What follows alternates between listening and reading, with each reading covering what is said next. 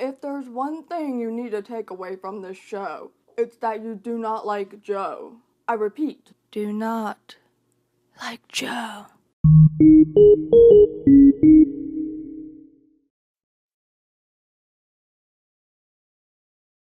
Hello and welcome back to the channel and episode 2 of Film Fridays. Today I want to talk about one of the biggest hits on Netflix right now, and that is a show called You. Yeah, Y-O-U. And I know I said last week when the first episode went up that this was going to be more about deaf and disabled people and characters as its focus in the beginning. Did that sentence even make any sense at all? I also said, that mental health and other things would come into play.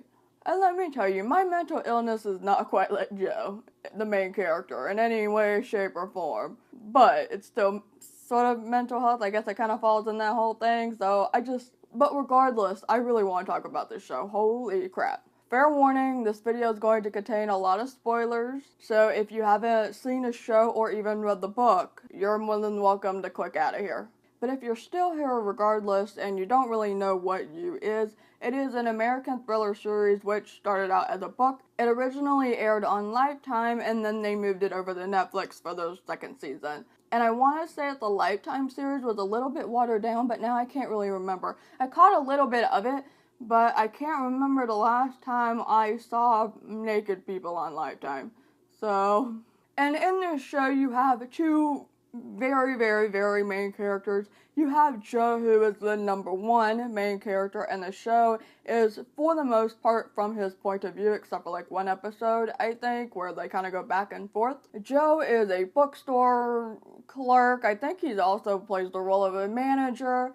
And then you have Beck, who is a woman who is wanting to be a writer, and they both live in New York, so it's just imagine that whole setting, right? And one day, Joe is working, and Beck is walking into the building, and Joe gets creepy from the get-go. And without going on and on and on about all the details, basically, when Beck and Joe have a little confrontation, a very flirty one, she buys a book. She signs it because she used her card for it. He has her name, and this is where all the stuff begins. Joe is a very stalkerish character who uses social media and the internet and steals her phone at one point or another in order to start this relationship. And throughout the series, Joe is a very unlikable character. It gets worse and worse and worse to the point where he's murdering people and kidnapping and then murdering and then all this other stuff. But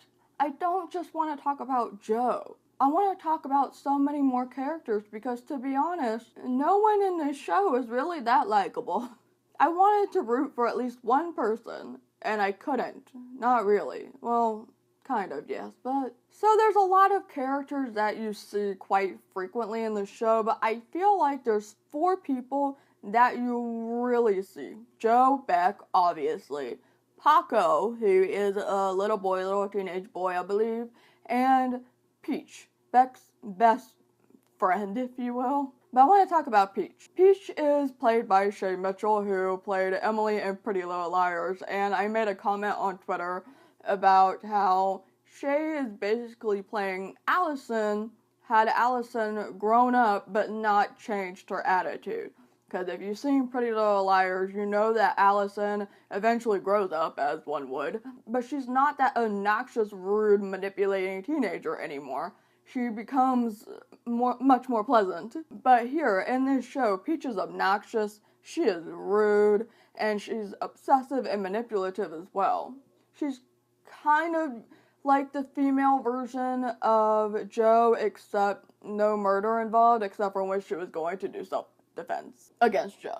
For example, when Joe and Beck are kind of together in a way, and she brings him over for this little party thing, I can't remember what it is, and Peach is meeting him for the first time, and they introduce themselves, and Joe says, "Hi, I'm Joe," or Beck says, "This is Joe." And the one thing that rubbed me the wrong way is Peach doing that little stuck-up, uppity, "Oh, so Joseph, think of Emily from Gilmore Girls just using the full name just to be rude on purpose. And you're probably going to tell me, but that's not nearly as bad as what Joe did. I understand, but keep in mind that this is the beginning where nobody really knows what's going on quite yet. So while, yes, I understand that Joe is absolutely the worst character of all of these people and the most unlikable, damn. It's just, I feel like just try to understand it from that sort of perspective, I think. But then, as things get a little bit worse, you understand, you start to learn that Peach isn't, in some ways, Peach is not that much better. She's also obsessive and has multiple almost nude photos of Beck. I think fully nude from the back, almost, sort of. But, and just while she's sleeping and while she's doing all these other things, there's, hundreds and thousands of photos stuck on her laptop, and it's like, holy crap. Faking a suicide attempt, and oh god, what else does she do? I feel like this show was so intense, you also easily forget things because it's so much to take in at once. But oh my god. And all I could think was, how is this girl your best friend, Beck? And I guess in a way I kind of get it. You sort of grew up together, or maybe you went to college together at least. I don't remember the backstory in full. But, she helps you out, she gives you money, but it's also just because of Peach being very, very good at manipulating people. And let me tell you, when Peach got killed by Joe, I was so angry. I know it was eventually coming because I feel like maybe it wouldn't make any sense to leave her alive, but I wanted one of these other main characters to stay alive besides Paco, which we'll get to in a second. And then you have Beck. Beck I also thought was really unlikable. Joe was toxic, Beck was toxic, and both of them together was just, the relationship as a whole was just so toxic. Joe wasn't helping, of course, he's the main problem. But with all the lying and the cheating even, I'm thinking, what the heck is going on? I understand that she has a sort of self-sabotaging relationship with herself, and she slept with a lot of men, which you can do whatever the hell you want, but we know why she's sort of doing it, and it's really sad. It's like you can use sex as sort of a self-harm sort of thing, and I get it, I've been there, but oh my god, it's, in some ways I feel like Beck might be sort of like Rory from Gilmore Girls, but in the year revival sort of thing, not in the original series, even though Rory, I can see some similarities between the two, but in the revival, that's where I really see the two. But I really wish she would have been able to have the opportunity to find better relationships, better friendships, because the relationship with Peach was horrible, especially when I just remembered when Peach is purposely trying to sabotage her job, her career, by setting her up with some guy that would sign her, but he's just attempting to rape her in the limo or the car, and oh, it sucks so much. Annika and Lynn, the two friends that you see frequently but you don't really get a backstory from, they seemed like really good people, I think, to me, but you just don't get enough of them to really have an idea of who they are and how likable they are, I guess. And then there's Joe. Penn. I love Penn as an actor, and I swear I need to find him in a different show to watch because I like him a lot, and that I just need I need a good show. I need a good image of him in my mind after binge watching this. I watched this in 2 nights. There are people on Twitter that have such a crush on him and think that what he did was okay. The kidnapping of Beck's ex, or whatever he was, setting the therapist up for her murder that Joe did, and the stalking, the taking her phone when they first meet for the second time, and, using that to find her whereabouts and all of that. The fact that he's broken into her apartment before they were even really together, stole her journal, her underwear, her shirt, I believe, and people think this is somehow romantic just because Penn has a pretty face and a nice body. Why? He's a kidnapper. He's a murderer. There may have been one time where the bad things that he's done was in actual self-defense, and that was when he killed Paco's mother's boyfriend. But even then, no! And eventually, Beck finds out what Joe has done, because at the second to last episode, after Paco just brings up this thing where he says, in the ceiling, you can move a tile because that's the great place to hide things. And then she just gets that idea. And then she finds the box of her journal, her underwear, Peach's phone, Benji's teeth, actually, and then maybe some other stuff from both of them, all of them. Then she knows what's going on. She finally puts the pieces together. And then she gets kidnapped by Joe. And then you think maybe she's going to get out and this might be some sort of a happy ending, because normally when you're watching shows like SVU, right, more often than not I think there's a happy ending, but this time you don't get it. You get so close to having a happy ending because she knocks him with the mallet. Oh, but how the hell did Benji survive the mallet to the head? How did Joe survive a mallet to the head? And twice she's tried to escape, and she almost gets there when she reaches the door, the one part that isn't soundproof, and Paco is coming because he's looking for Joe. Paco and Joe are such good friends because Joe helped Paco and killed that guy because that guy was being abusive to both Paco and his mother. And if you remember, Joe was like, don't tell anybody what happened because we will get in trouble or he will get in trouble. And Paco is so loyal to Joe, and it's horrible because that was the chance that Beck had, because she was begging Paco to open the door, but he wouldn't. I think maybe he thought about it.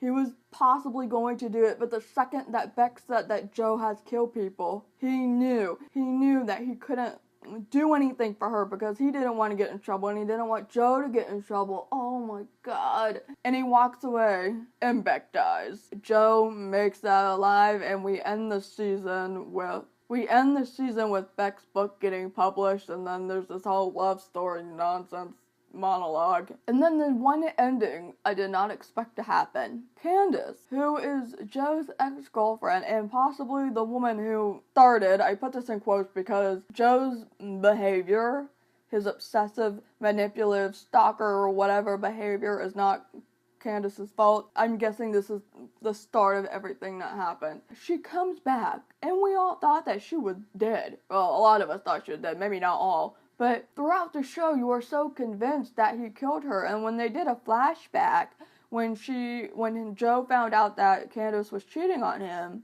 she shows up as this brand new girl that comes into the bookstore because Joe does that same monologue type of thing that he did with Beck in the very beginning of the series. And all of a sudden, then you realize, no, Candice is back from Italy or France or wherever the hell that she was coming from. And she says something along the lines of, I believe we have unfinished business. And I'm just like, well, this is a great opening for season 2. So I just want to know what your theories are on Candice, because I can't think of any at the moment. Maybe he thought that he killed her, but he actually didn't, and she's somehow alive? I don't know. I guess we're going to find out in season 2. I'm so curious to see what happens. And I really feel like maybe, hopefully, Candice will be that person that kind of unravels everything, because I want Joe to pay for his actions so much. He's the absolute worst character. So many men in that show were absolutely horrible, but so many women were horrible too. Not as horrible, but the show is so complicated.